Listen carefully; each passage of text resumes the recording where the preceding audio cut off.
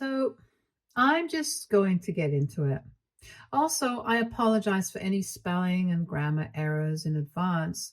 I'm writing this on my phone and I don't have the greatest eyesight. Anyway, I, 33, female, have been going through one of the worst phases of my life. This past week has been an absolute nightmare, and I feel like I'm losing myself and my sanity, and I don't know what to do. I've been married to James, 35, male, for the past 6 years, and we've known each other for the better part of a decade. He meant the world to me, and I loved him with all my heart. Just for him to betray me, I don't know what to make of things anymore and need some advice on how to tackle this. I met James on a dating app. This was nearly 9 years ago when I was in college, and it was one of my friends who actually swiped right on him.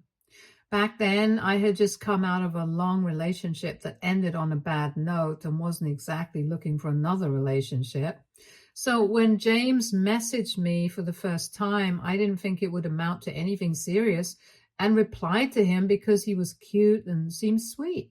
Before I knew it, he asked me out on a date, and I ended up really enjoying his company. He was funny and very charming. We ended up going on more dates, but things were very casual. Like I said, I was still healing from my past relationship. James knew about how I felt and didn't pressure me into anything. He became more of my friend, and I used to trauma dump on him all the time. He was very patient with me and helped me through a bunch of things that I was dealing with, especially with my family, which I'll get to later. We began meeting almost daily, and even though I promised myself that I was going to be single for a while and not jump into another relationship, I found myself falling for him hard. It was unexpected, even for me, but his charm and patience won me over, and within a few months I knew I liked him more than friends. I knew that he liked me too, but he also knew that I wasn't interested in a relationship, so he never asked me out. About a year into our friendship, we were definitely falling for each other. He made me so happy and loved, and I finally felt secure enough to ask him out, and we got together officially, much to my parents' annoyance. So, coming to my family, my dad at the time was a businessman and owned shares in many companies, including managing the family business, which he had inherited from my grandparents. We were pretty wealthy, and I must admit I grew up in a very comfortable way. It wasn't like my parents spoiled me or anything. However, there was never a point in my childhood where I was deprived of anything that I needed. My dad wanted me to marry an educated, rich man who could handle the family business. James had lost both his parents and didn't have anyone except his younger brother and his grandma. He didn't have a college education and was at the time working as a waiter, barely making any money. I didn't mind any of that because I loved James. He was my best friend and treated me better than any man had before. Saying that my father wasn't happy with my relationship would be an understatement. I knew that he wasn't going to approve of James because he had a very specific mindset about what he wanted in a son-in-law, and James didn't fit into any of it. When our relationship started getting serious, my dad started openly berating him, saying that he wasn't good enough for me because he was poor and didn't have a job while I was working and had a well-paying job. He said that James wasn't going to be able to keep up with my lifestyle and that I was going to regret it later. But we stayed together despite his warnings. When James and I got engaged, my father was furious. He said he couldn't stop me from getting married because I was too stubborn, but he practically pleaded with me to make James sign a prenup. I must admit this wasn't even on my mind, but my father said that many people would do anything for money, and a prenup was a safety net. I honestly found it insulting that he thought that what James and I had wasn't true and that he was only in on it for the money. This resulted in a huge argument with my dad. It went to the extent where he threatened to cut me out of the will if I didn't get a prenup. I spoke with James and told him that it didn't matter what my dad said. We loved each other, and I knew that it was true. James said that he too felt insulted that my dad would even bring this up. When I told him my dad was planning to cut me out of the will and out of his life, he told me that he didn't mind signing a prenup if it meant that my parents and I could be together. At the time, I thought that he was being so selfless. I agreed to get a prenup, and it was James who showed me a few ways to get it done. In brief, you can get a prenup which will ensure your assets are protected in case of a divorce, but there are also specific prenuptial agreements that allow you to protect and separate your assets for a specific period before merging them. After the time has elapsed, the prenup is dissolved. This time could range from 8 or 15 years or even longer after marriage.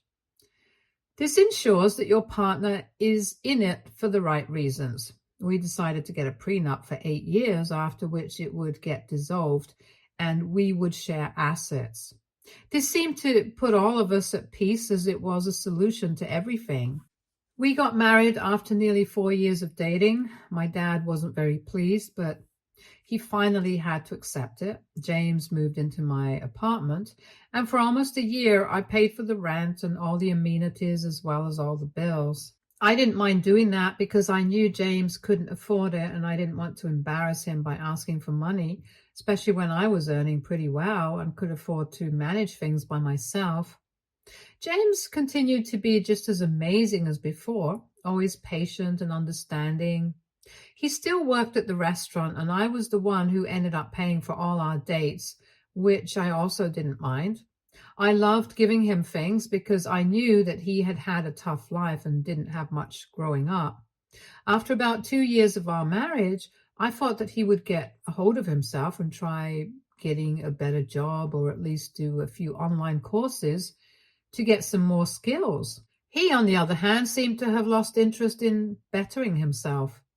At one point, he quit his job and the restaurant.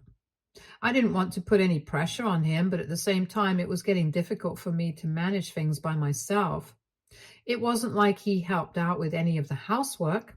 He'd lounge around all day or stay out and not even cook me a meal. I just assumed that he was feeling demotivated, and after discussing this with him, we decided to sign him up for an online finance diploma so that he'd get some experience. I also felt like it was time we started trying for a baby. I loved kids, and I had always wanted to be a mother. I was an only child, so I wanted more than ever to have a big, happy family. And I felt like we were at a good place to get started on it. I also felt that having a baby on the way would help motivate James to work harder. We tried for ages, but I wasn't able to conceive. When we got it checked out, I was informed that I had endometriosis and a blocked fallopian tube, which explained why I had such painful periods all my life. This diagnosis also made conceiving and pregnancy much harder. This was horrible news, and I took it very badly. I felt like I was useless because I couldn't do this one thing. I did tons of research, took various pills, put myself on a strict exercise regimen, and basically abused my body to increase the chances of pregnancy, but nothing I did worked. I slowly began to lose hope. We had been trying to conceive for a year now with no results. James supported me through everything. He came with me to all the appointments and was always there for me, even when I was at my worst. He told me that he wanted to be a dad, but he didn't want me to ruin my health just for a baby.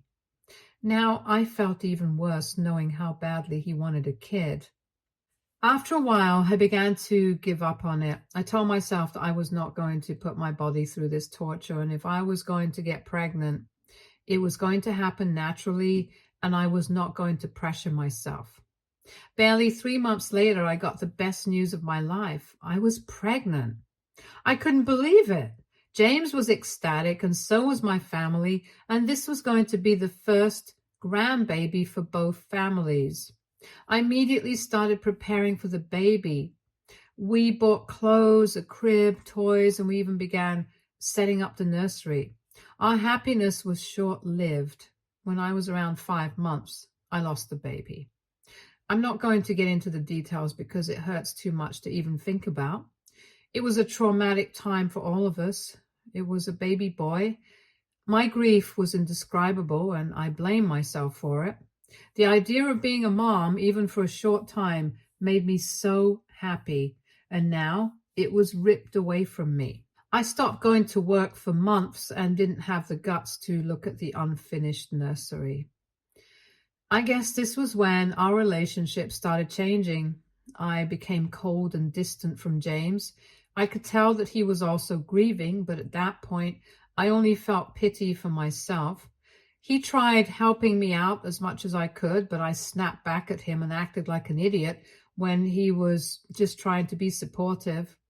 It took me months to get over this and reconcile with James, but ever since we lost the baby, I could tell that things had changed. For the next year, we tried to get pregnant, but to no avail, and I almost gave up on the idea of being a mother. This was when James suggested adoption. I had given adoption a lot of thought, millions of kids needing loving parents and a home, and we could provide that to them.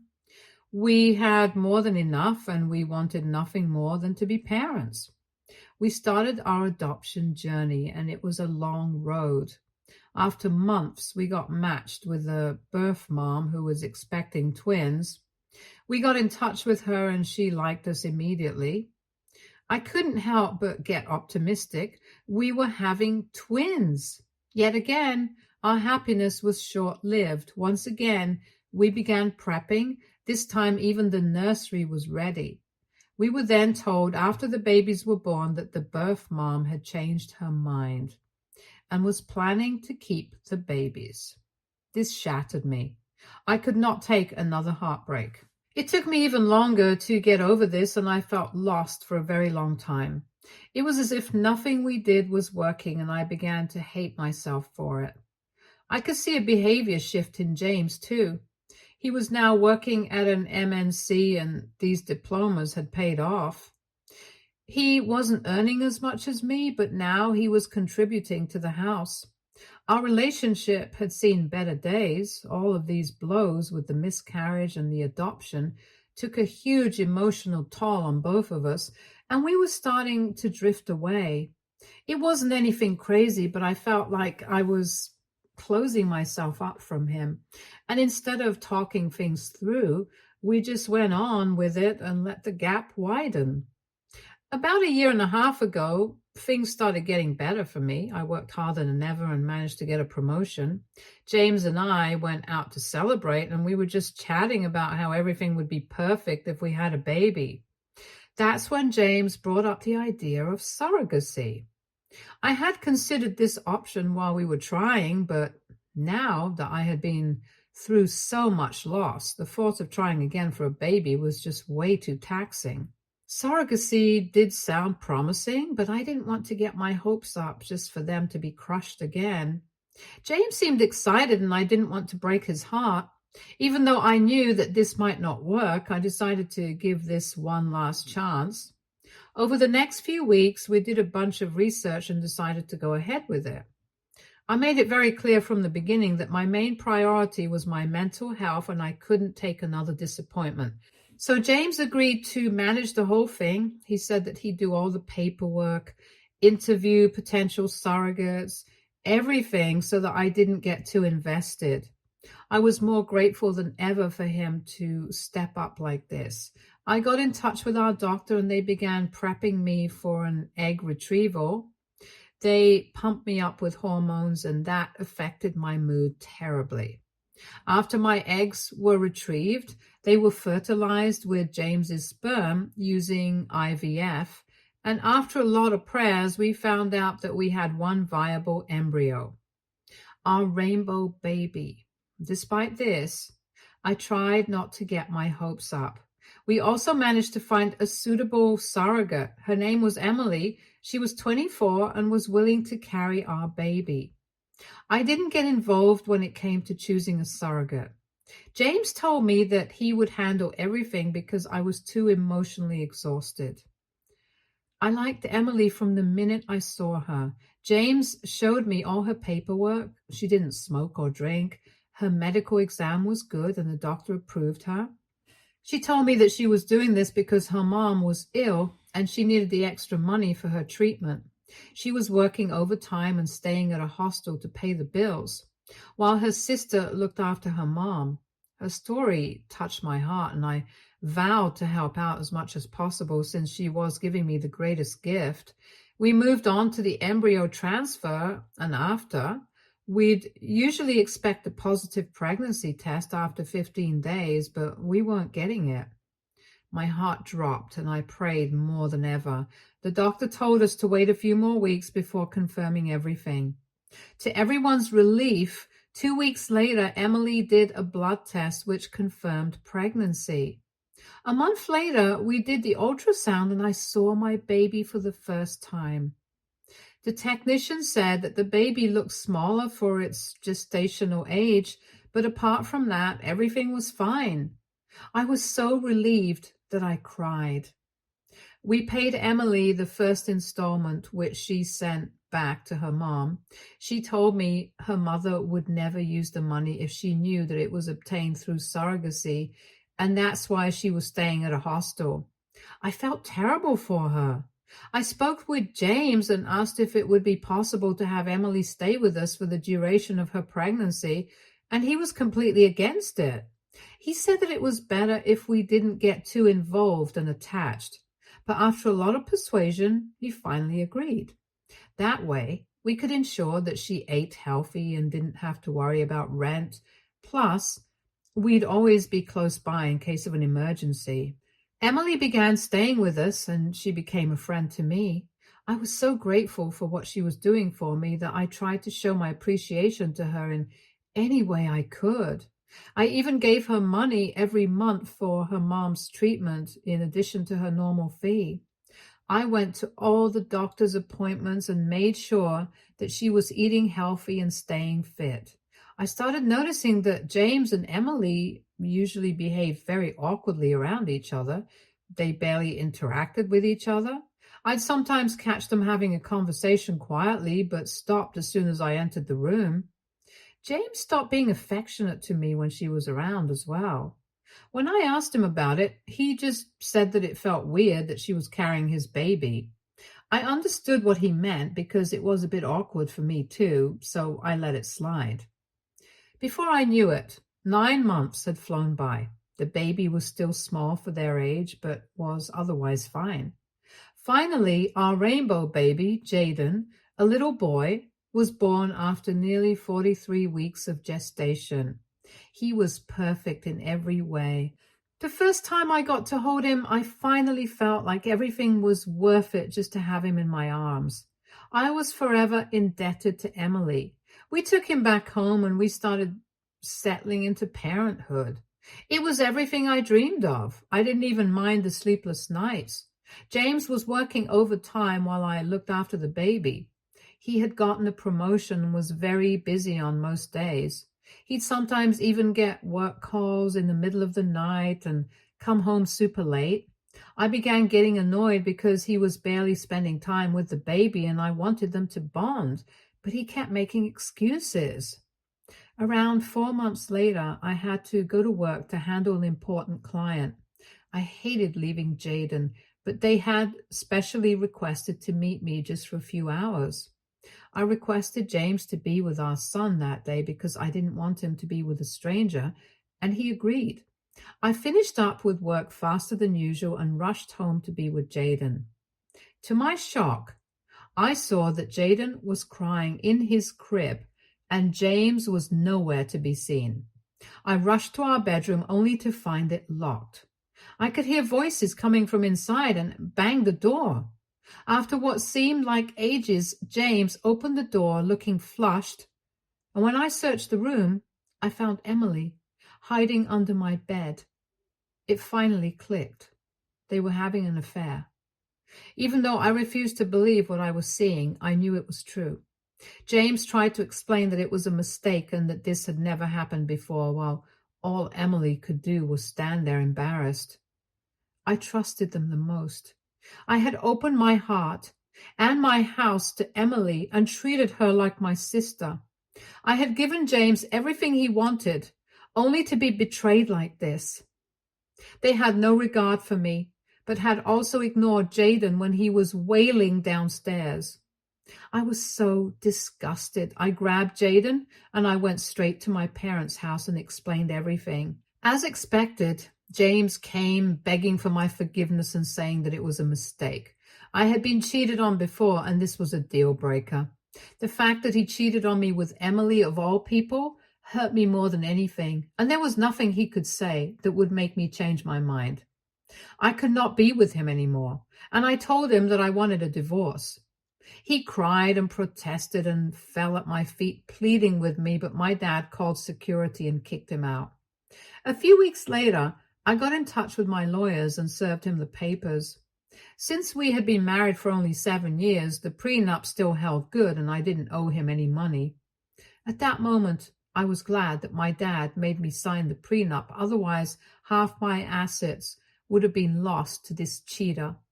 When it came to the custody of Jaden, I decided that 50-50 custody would be best because I wanted him to grow up with a dad.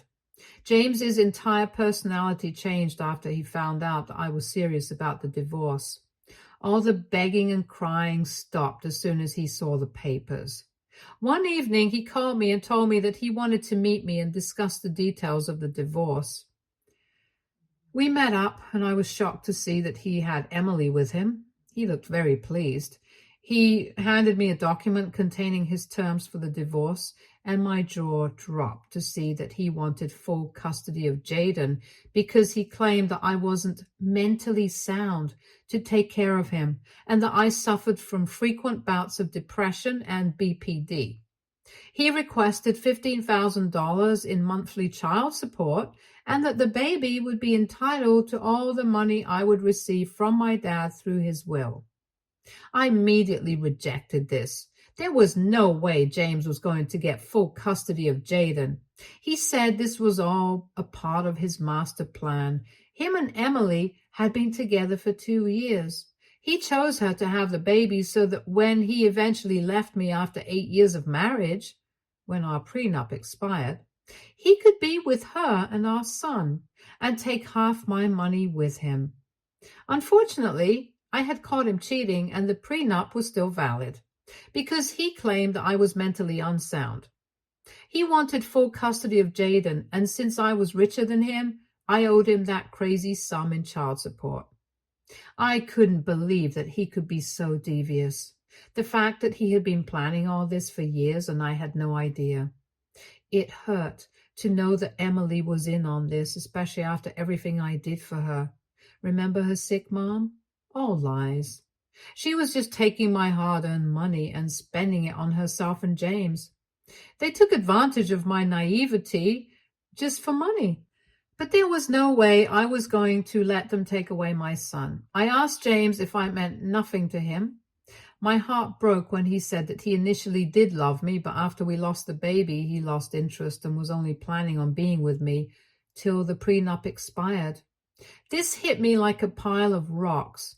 I told my lawyers everything and they agreed that the child support he was asking for was insane.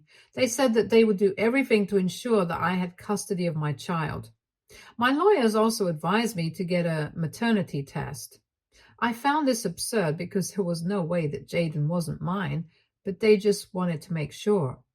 I did the test even though I found it ridiculous. The results made me collapse. It came back saying that I was not Jaden's biological mother. I didn't see how this was possible because my eggs were used and the implantation was done. I'm numb. I don't know what happened. I just feel so defeated. I have got in touch with James and he claims that there has been some mistake.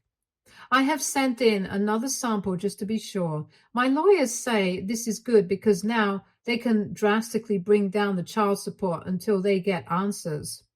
Honestly, I don't want anything. I just want my son. This has to be a big mistake. The results are due anytime, and I've made James and Emily do tests as well. This has to be an elaborate prank, right? I don't know what to do. What do I do? Update 1.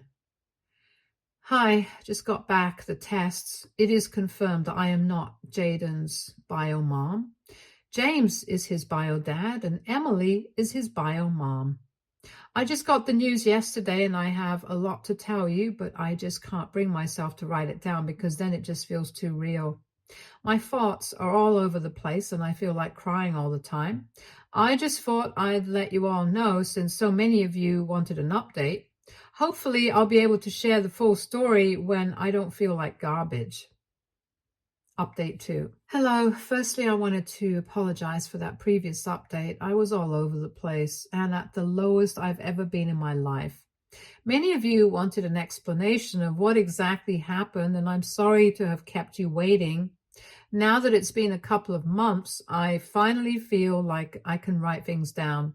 So yeah, James came clean about everything. He said that it was always his plan to have a kid with me so that he could get child support. They did do the IVF using our embryo, but apparently that didn't result in a pregnancy. James knew that I was not going to try for another baby if this failed, and this was his only option. Once he and Emily found out that the IVF failed, they tried to have a baby naturally, and it worked almost immediately since Emily was pumped up with all the fertility drugs. Remember when I said that we got a negative pregnancy test and later was told that Jaden was small for his gestational age? That's because it was not my embryo. That is also why Jaden was almost 4 weeks overdue. It all made sense now. My lawyers also went through all the paperwork that Emily showed me regarding the surrogacy, the background check, etc. Everything was fake. James got them made so that he could convince me and the doctors that she was a credible candidate. I even showed them all the transactions that I made to Emily for her mother's treatment. They confirmed that Emily's mother was alive and well, and that she had spent the money on buying a new car and, well, as other material things. My lawyers have started making a pretty solid case against them, and there is no way that they are going to get custody of Jaden, even though he is biologically their son. In other news, Emily has separated from James and claims that she had no idea about his master plan, and that had taken advantage of her by promising her that he was going to marry her and give her money. She said she was emotionally manipulated and made to undergo the surrogacy under pressure from James, even though she didn't want to. She also claims that he was the one who faked all the documents and told her to lie about her mom to get more. She said that once the IVF failed, she was again manipulated into having a baby with James so that their plan wouldn't fail and they would still get child support after the divorce. She now says that she wants nothing to do with James or Jaden and just wants a peaceful life. I don't know how much of what she is saying is true, but for now, it looks like she's playing the victim card. For all I know, she could be very well telling the truth because James manipulated me too, and I had no idea until very recently. James claims that she was in on it the whole time, but all the evidence points towards him. As for me, it took me a long time to accept that Jaden was not mine. I was also scared that I was going to lose him to his bio parents because of this. Now that Emily doesn't want custody and James might be a felon, his custody directly falls to me. I'm not sure about the legal aspect, and we have a divorce hearing next week, so I'll keep you posted. Update 3. Hey guys, just wanted to clear things up. Surrogacy is legal in my country. We have very specific guidelines and rules where we have to adhere to. That's why it takes ages to get matched with a surrogate, and they had to have all the paperwork to back them up. So no, surrogacy itself is not illegal here, but forcing a woman to be a surrogate against their wishes, as well as faking all of these documents, is a crime. Emily also claims that he forced her to have the baby even though she didn't want to. Considering all of this, the court sentenced James to 8 years in prison for his crimes.